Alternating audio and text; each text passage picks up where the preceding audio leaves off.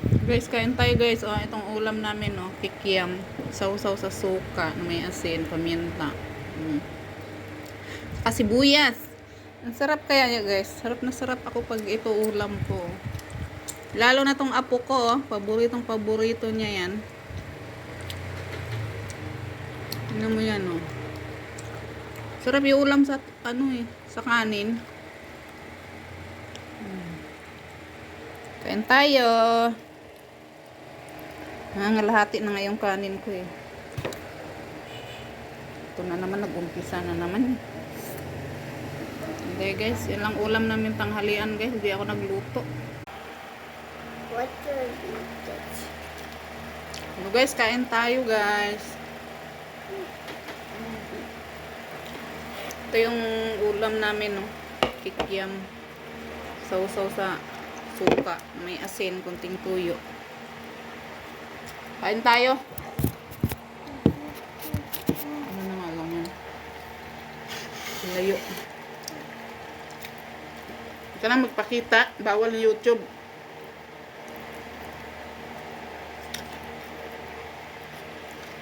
Gusto ko sa para sa kanin at sausaw sa suka na may sibuyas.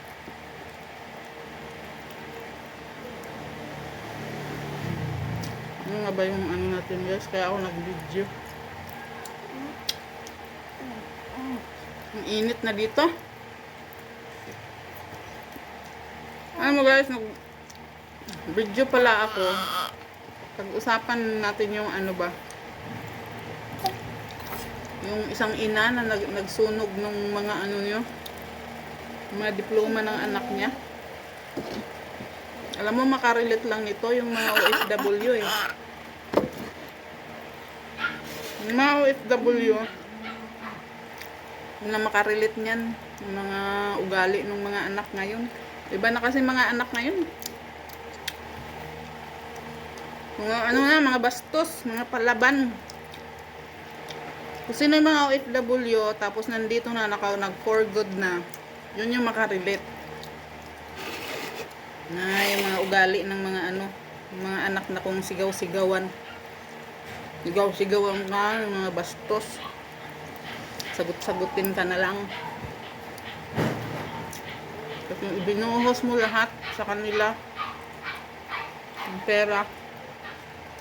Ilang taon lang nag-OFW tapos relate kasi ako ng guys kasi single mom ba. Binigay mo sa lahat-lahat mga ko lang mag-isa. Nag-viral yan ngayon yung nanay na yung sinunog niya yung mga diploma. Ako hindi ako dun eh.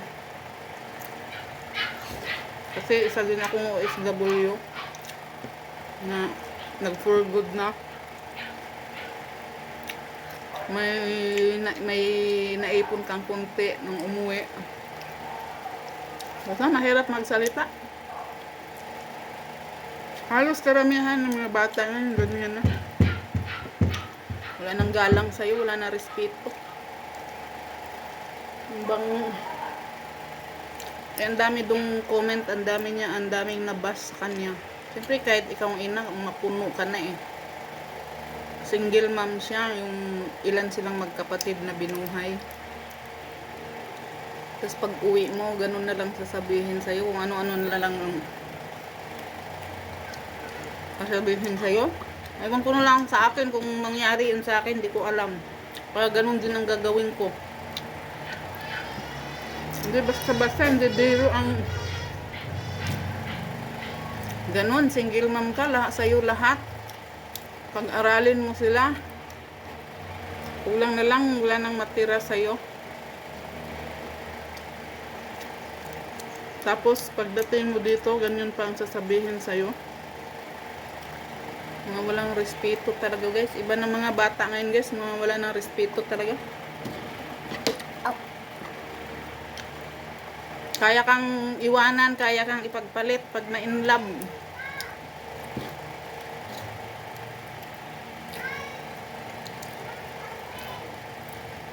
Sana nga hindi mangyari sa kanila kung sila na mag-asawa, sila na magkaanak.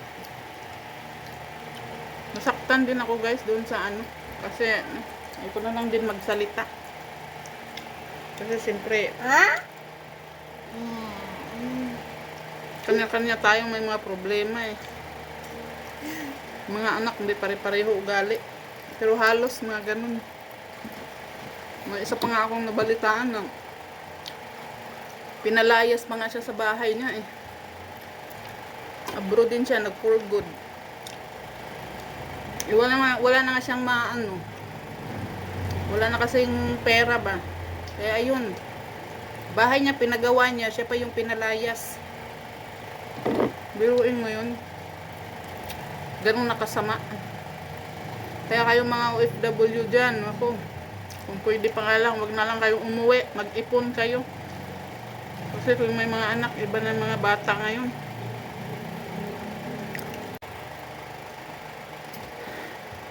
Kaya mag-ano kayo, mag-ipon. Kung nga lang, wala lang akong anak dito, tsaka apo. Mas maganda pa yan sa ibang bansa. Kasi may sahod tayo, mabili natin kung anong gusto natin. Pag nagkasakit, libre. Diba? Pag dito sa Pilipinas, kawawa. Diyos ko, kung wala kang PhilHealth, kahit may PhilHealth, guys, nako.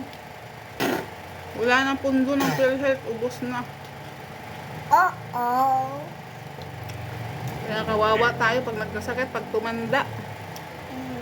Kaya ang gawin nyo talaga dyan guys, advice ko lang kasi ako 17 years din akong OFW. Single mom. Ganun nga, binuhos mga anak, simula maliit, hanggang nag-college, hanggang nakapagtapos. Pero yung obligasyon, di mo pa rin matapos-tapos.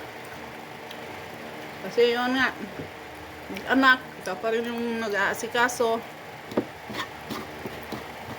Pa rin yung nagbantay. Kaya maipayo ko lang sa inyo mga OFW, mag-ipon kayo. Huwag kayong umasa sa mga anak. Kung mayroon na kayong mga anak, nasasabihin, ano? Hindi. Yung mga ugali niya, nagbabago na yan guys. Pag may mga, pag na-inlove na, nagkapera na, nagkatrabaho, oo, bibigyan tayo pero hindi sapat. Kaya masasaktan ka lang. Kaya pala doon sa Hong Kong dati, may mga 60 years old na. Mas piliin pa nilang mag-stay na lang sa Hong Kong kaysa umuwi. Kasi alam mo yung mga anak, kahit may mga asawa na, umaasa pa rin sa kanya. Yan ang totoong buhay ng mga OFW. Kaya may ano ko dyan sa mga OFW. Kung may plano kayo mag for good, mag-ipon kayo. Mas maganda talaga yung may sarili tayong trabaho. May sarili tayong pera. Mahirap umasa sa mga anak. Lalo na kung may mga asawa na yan, wala na. Iba na yung takbo ng utak nila.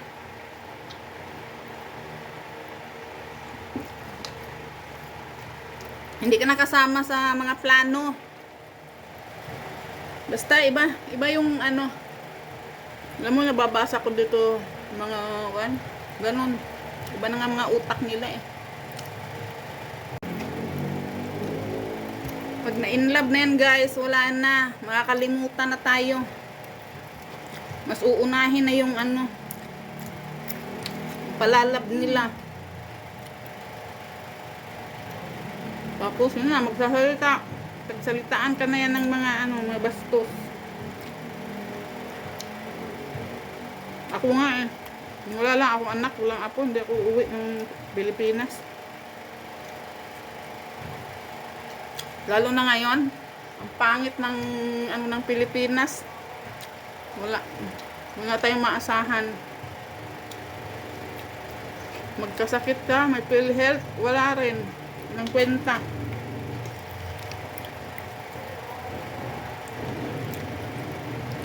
Kaya kung mas gustuhin ko pa sa ibang bansa kasi mayroon tayong ano eh, insurance eh, magkasakit ka, libre tayo eh. May yearly check-up pa. Kaya, mas maganda talaga sa ibang bansa. Lalo na ngayon sa administrasyon ngayon. Ako, Diyos ko. Kawawa mga Pilipino. Ang mahal ng mga bilihin. Dala ka lang ng 500. Palengke, wala na. Kulang pa.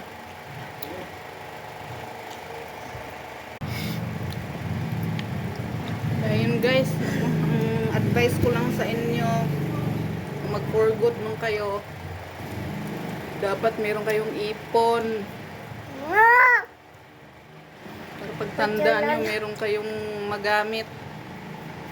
Mahirap umasa sa mga anak, lalo na kung matagal kayo hindi nagkasama. Iba kasi yung feelings nila, parang hindi kayo close kasi nga tagal mong nag-abroad. Pag na-inlove na yan guys, wala na. Makakalimutan na tayo. Mas uunahin na yung palalab nila. Tapos yun na, magsasalita. Pagsalitaan ka na yan ng mga bastos. Ako nga wala lang akong anak, walang apo, hindi ako uuwi ng Pilipinas. Lalo na ngayon, ang pangit ng Pilipinas. Wala tayong maasahan. Magkasakit ka, may PhilHealth, wala rin. Walang kwenta.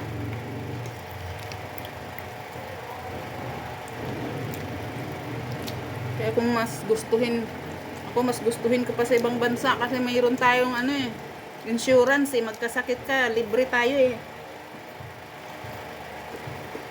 May yearly check-up pa. Kaya, mas maganda talaga sa ibang bansa. Lalo na ngayon sa administrasyon ngayon. Ako, Diyos ko. Kawawa mga Pilipino. Ang mahal ng mga bilihin. Dala ka lang ng 500. Palengke, wala na. Kulang pa.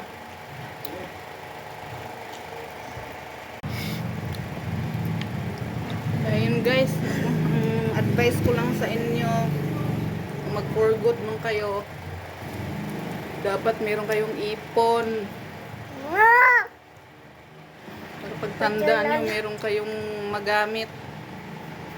Mahirap umasa sa mga anak, lalo na kung matagal kayo hindi nagkasama. Iba kasi yung feelings nila, parang hindi kayo close kasi nga tagal mong nag-abroad. Yun na lang guys. Sige guys, bye-bye. Ingat na lang kayo dyan, mga OFW, yung may mga anak dyan na akala mo ako, Diyos ko, hirap na magsalita talaga guys. Kaya payo ko na lang sa inyo, yun na lang, mag-ipon kayo kung may plano kayo mag for good. Kasi mahirap umasa sa mga anak ngayon. Iba na mga ugali guys ng mga bata ngayon guys. Wala nang takot, mga bastos na, wala respeto.